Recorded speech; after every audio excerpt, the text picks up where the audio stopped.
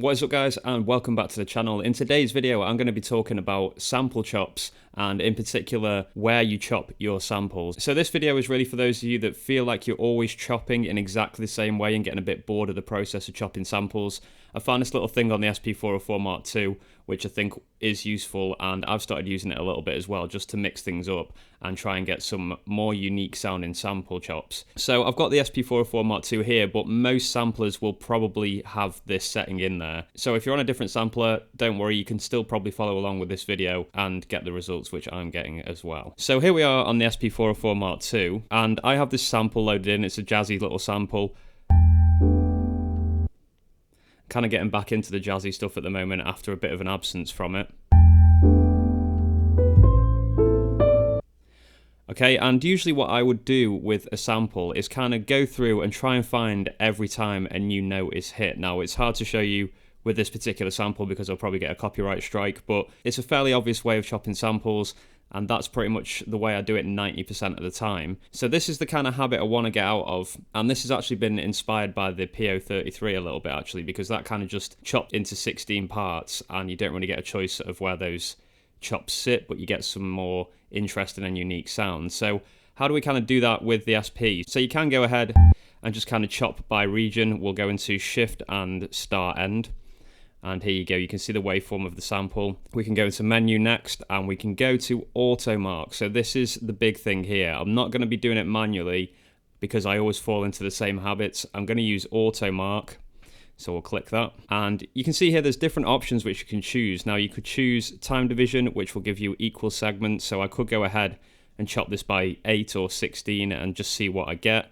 But one thing which I've been enjoying doing at the moment is this transient. So I'll go to the transient setting using this, using the value wheel here, scroll across, and you can even change this as well if you wanted to. So you can see here, soft, hard, mid.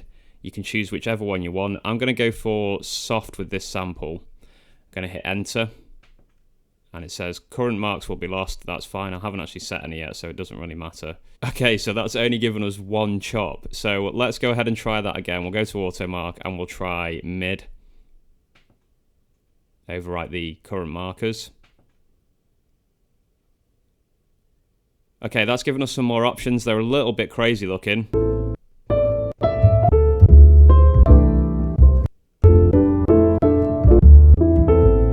And maybe we could just go ahead and delete a few of these, maybe even just randomly, just for the sake of this video, because this is kind of what I'm getting at, is that I don't want to be just having the same kind of chopping pattern all the time. So those ones that are really close together, they can be moved. Okay, this kind of looks like something that we can work with. So that's given us 9 chops.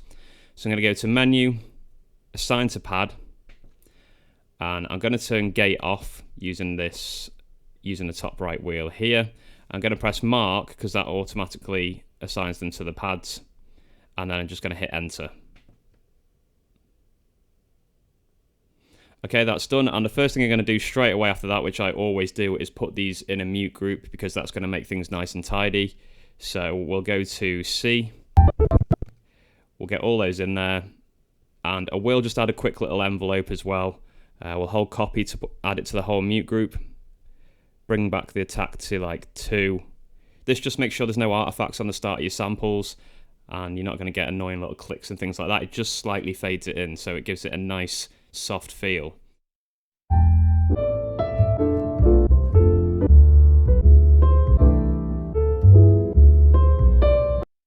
And what's really good about this now is it becomes a kind of jigsaw puzzle of trying to put these together over a loop to make a beat. Now I've got some drums loaded into my device here. They're from Lo-Fi Drums Volume 4, which is on spviz.com, and my new pack, Hip Hop Drums Volume 2.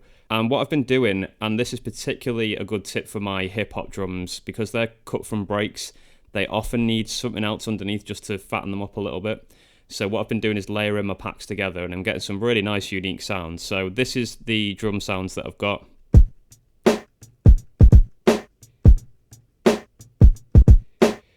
Okay, and what we'll do is just resample that quickly to a pad. And we'll make sure that that is looping. We'll take gate off. And we'll put loop on, and we'll see how that loops.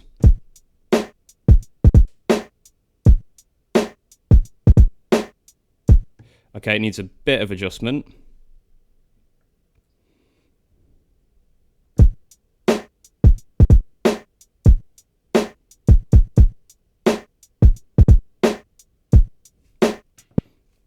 Okay, that sounds good enough for now. And we can leave that running and start to see if we can puzzle together a beat using these chops that basically the SP has randomly created. And like I said, there's probably these methods on NPCs and stuff like that as well. So just look for the equivalents on your device and I'm sure you'll be able to get the same sort of results.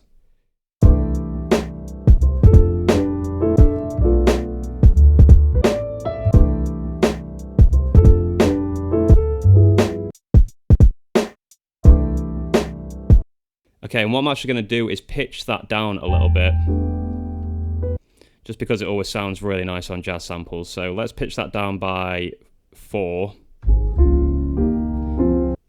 Okay, and that's going to give us a little bit more time as well, because it will have time stretched the samples and made them longer.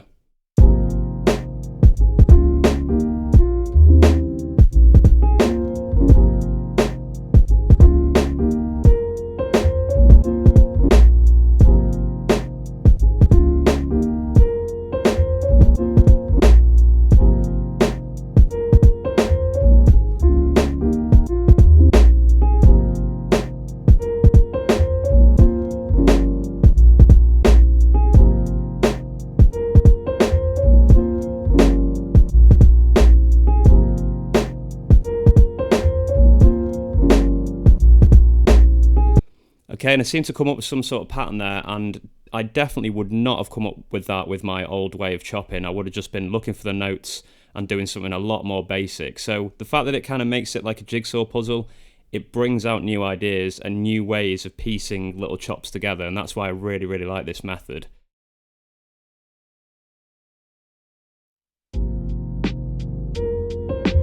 And so tragedy itself, which is merely a revelation of our vulnerability, can't be regarded as evil.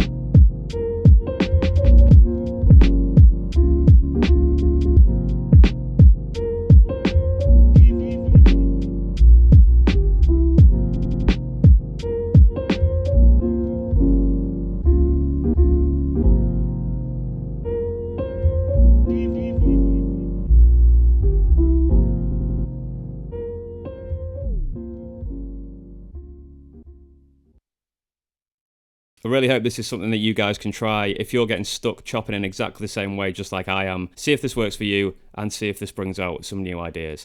I'll be back with more videos very soon, guys. Don't forget to subscribe if you're new around here and smash a thumbs up if you like this one. That really helps me here on YouTube, and I'll see you all again in another upload very soon.